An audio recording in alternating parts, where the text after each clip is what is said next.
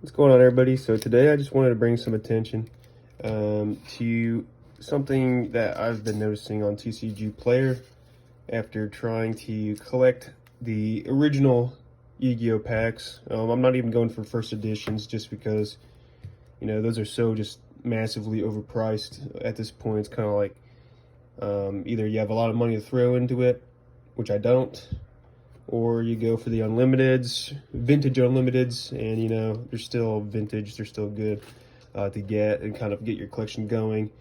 I already have a pretty good collection, but I just wanted to collect the original packs from the first series. So anyways, getting into it, I just wanted to show you guys. So this is the limited edition North American English Magic Ruler, as well as Pharaoh Servant. So if you actually go on TCGplayer, the North American versions show the Konami logo from the original prints. So North American is always going to be your original prints.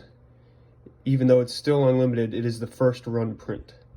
Now what they're doing is they're taking these reprints from 2000, I think it's 8 in 2014 or 18.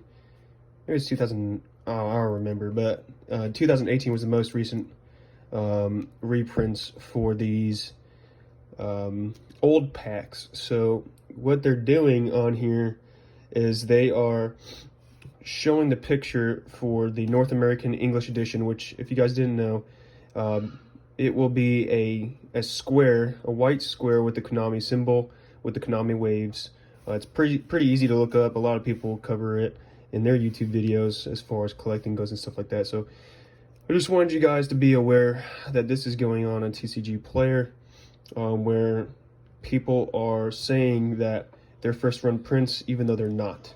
So if you're a new collector, don't really know much about reprints and all that stuff, don't go on TCGplayer to buy this. I recommend going on eBay or whatever. The only hard part about eBay is, a lot of those packs you'll find a little overpriced.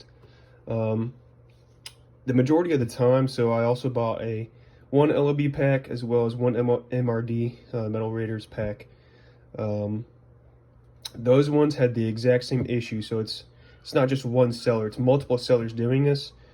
I'm hoping that it's a genuine mistake, and it's something that myself and along with one of these sellers is actually working towards with TCGplayer to try and get the cataloging a little more transparent as to what you're buying. This guy though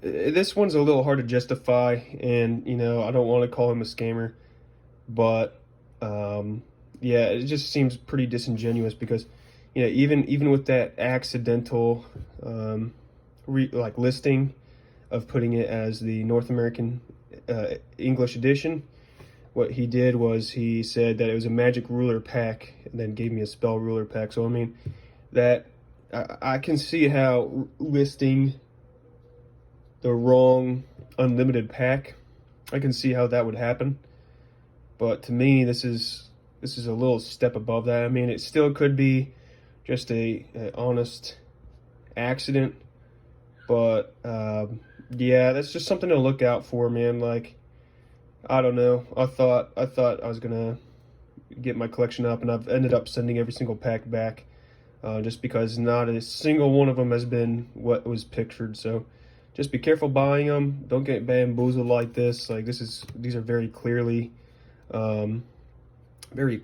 not the vintage packs. It's not the first run. Another thing too is you gotta be careful, like with the shipping. Like, you can see that scratch in the Pharaoh Servant. So like, these dudes are sending, even if they were vintage packs, like, it'd be pretty disappointing because they've been sending them, like, this was the envelope with like no other protector or anything. They just wrapped it in this this paper and this order. So that's the other thing too. So just make sure that if you're gonna buy vintage, I honestly wouldn't even bother buying it on TCGplayer, just because of these issues. Yeah, it's just something I wanted to bring to light. I wouldn't call it a scam necessarily. I hope that these sellers have the best intentions at heart.